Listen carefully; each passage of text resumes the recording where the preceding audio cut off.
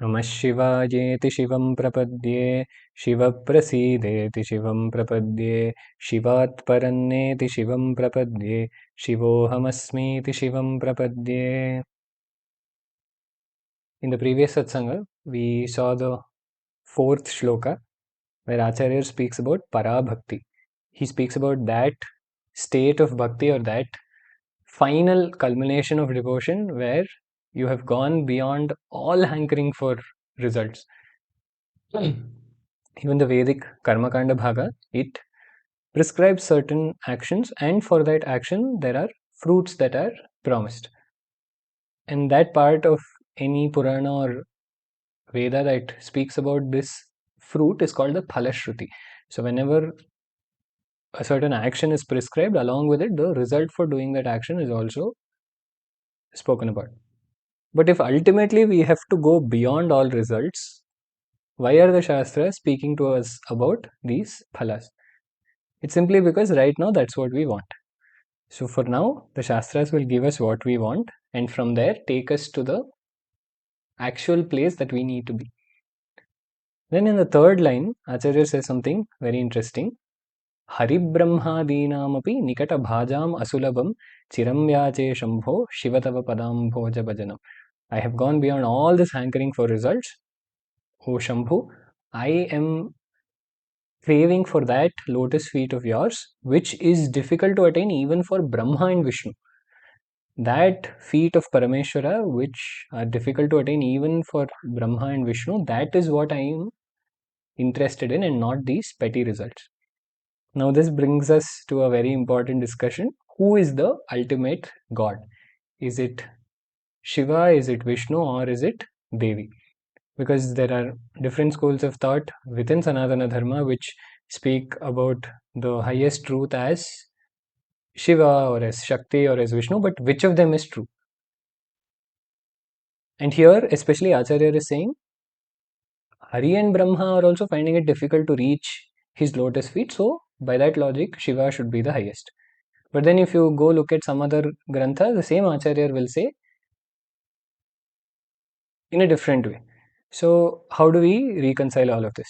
To understand this and to understand the broader picture of Sanatana Dharma, we have to start from the Vedas. In the Vedas, in one sukta, it will say, Antar Bahishcha Tat Sarvam Vyapya Narayana Sthitaha. Inside and outside, everywhere, that all pervasive truth that permeates every bit of existence, both inside and outside, that is Narayana.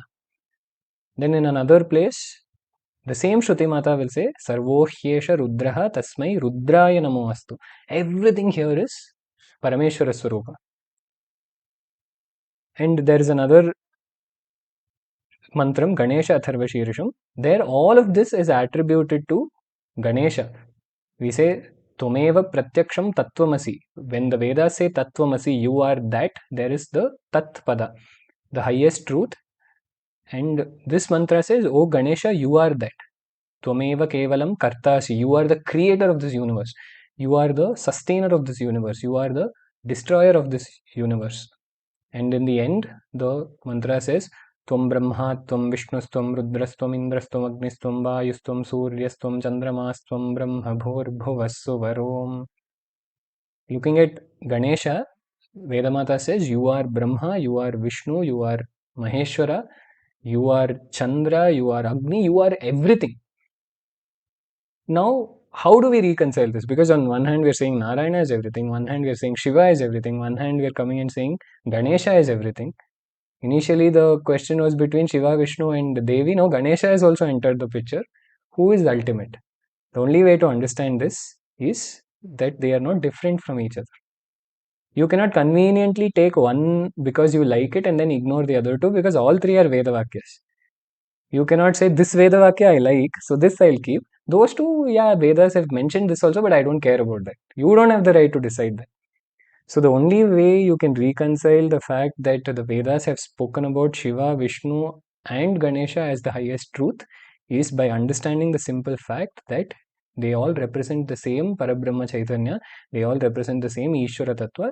We worship them in different forms. Now, it is this same pattern that Vyasacharya has followed. If you see Shiva Puranam, all the devatas, that is Brahma, Vishnu and the other devatas, will go and surrender to Parameshwara. You look at Bhagavatam, all Brahma, Rudra and all the other devatas will go surrender to Krishna or Vishnu. Now when you look at Devi Bhagavatam or any grantha where Devi is considered the Parabrahma Tattva, all these three together, all the Trimurtis together will go and surrender to the Divine Mother. In Lalita Sahasranamam, there are a few namas for her. Srishtikartri, Brahmarupa, Goptri, Govinda Rupini, Samharini, Rudra Rupa, Tirodhana Karishwari. Where the Rishi says, Amma, you alone exist. You come as Brahma and do Srishti. You come as Vishnu and you do Stitikarya. And you alone come as Rudra and do Samhara. So, you are appearing in these three forms. All of Sanatana Dharma accepts the Trinity, Brahma, Vishnu, Maheshwara, who are responsible for creation, sustenance and dissolution.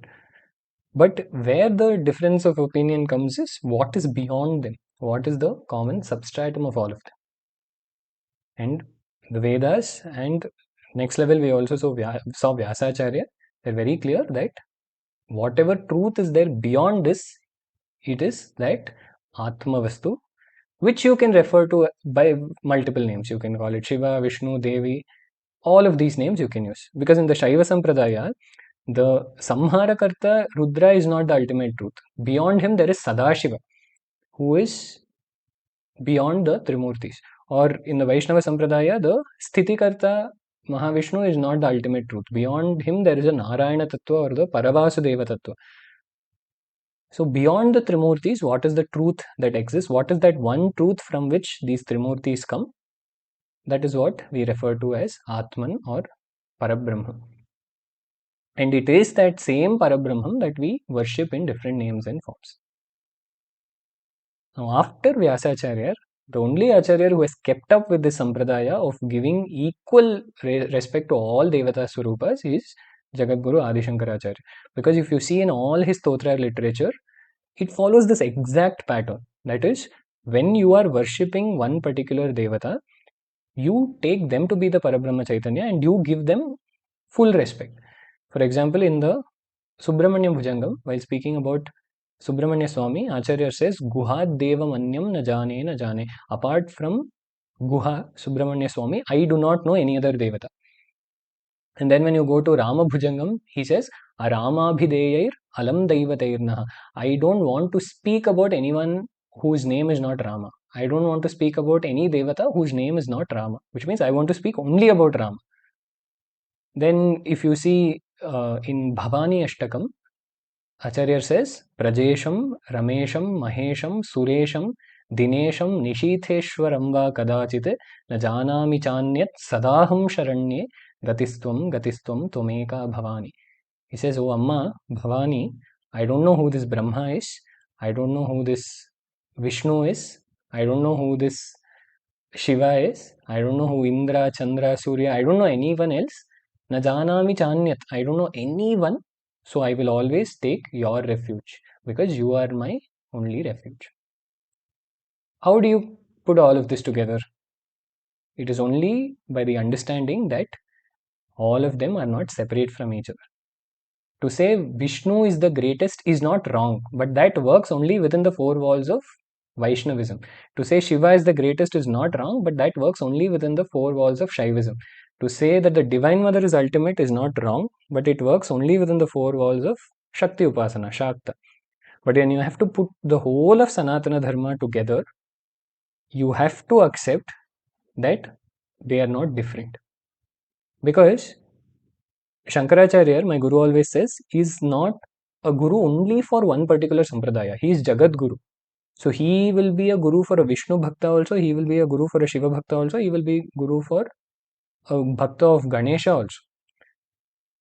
But there are subsequent Acharyas who are specific Gurus only for Vaishnavas, or let's say they're specific Gurus only for Shaivas. What they're saying is true only from the perspective of that school of thought. So this is not to compare or to say that any other Acharya Purushas are somehow less or our Acharya is better or anything like that. It's just that Acharya is more like a university. Within the university, there's a commerce college, science college, medical college, arts college, everything is there. So whatever you want, you can choose. But in an engineering college, they will only teach engineering. In a commerce college, they will only teach commerce. Like that, in a Vaishnava Sampradaya, you can only take Vishnu as the ultimate. You can't take Shiva as ultimate. In a Shaiva Sampradaya, you can only take Shiva as ultimate. You cannot take Vishnu as ultimate. But in an Advaita Sampradaya, as far as Upasana is concerned, whoever is your Ishta Devata, you can worship them as the ultimate. Because when Upasana is getting involved, or as far as Upasana is concerned, it is an emotion. Okay, bhakti by itself is an emotion. There you cannot put too much of this logic. And every bhakta wants to feel that his Swami is greatest. This is our natural tendency.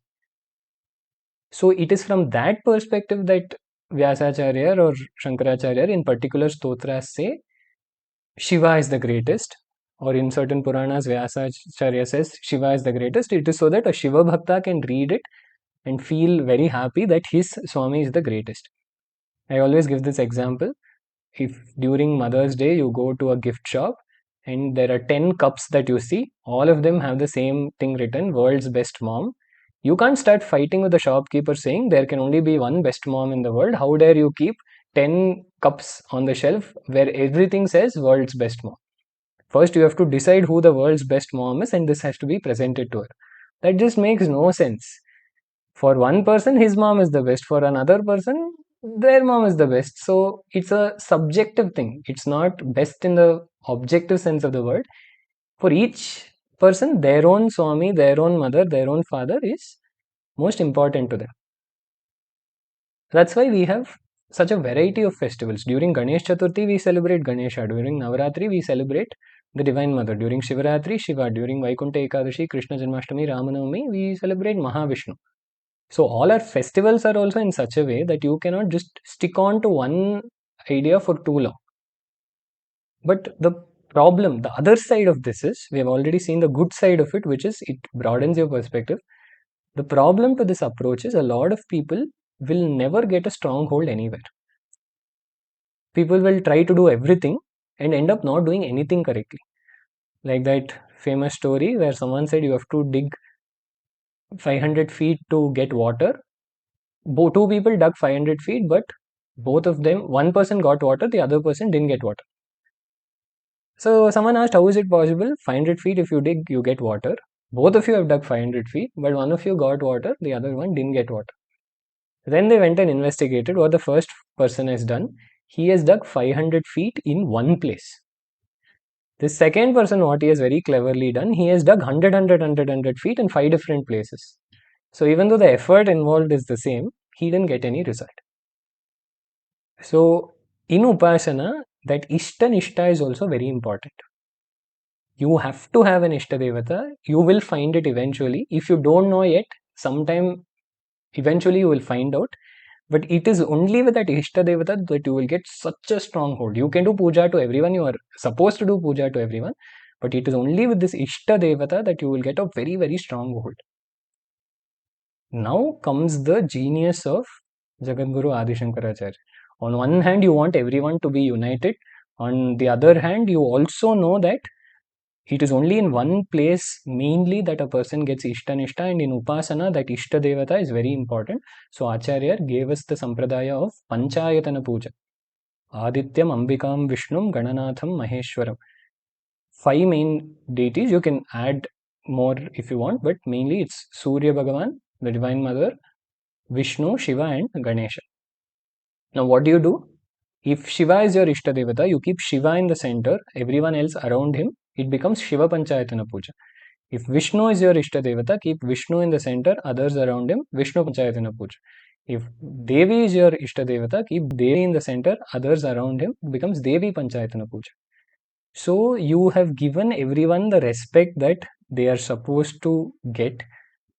And on top of that, you have also given that special importance to your Ishta Devata, which is very important from a bhakti perspective. So this is how beautifully Acharya has given us this sampradaya, where through a simple puja that you can do at home every day, he has completely eradicated this wrong thinking that one is great and the other is inferior and all of that. He has asked you to give respect to all Devata Swarupas because the Vedas have extolled them. Vedas have spoken about the greatness of Parameshwara. You have no reason to say, I will not do it. The Vedas have spoken about Vishnu and Devi, so you have no reason to say, no, I don't like them, so I won't speak about them. But also, he has kept in mind that everyone has an Ishtadevata, so okay, that to that extent, you keep the Ishtadevata in the center and give them that special importance. So this is the bigger picture. And then, since Shivanandalahari is a grantha primarily meant for Shiva Upasana, here Acharya takes Shiva as that Parabrahma Chaitanya and says, even for Hari and Brahma, that divine feet of yours, lotus feet of yours are difficult to attain. And that is what I am constantly yearning for, O Shambhu. We'll continue this in the next satsang. Shiva Shiva.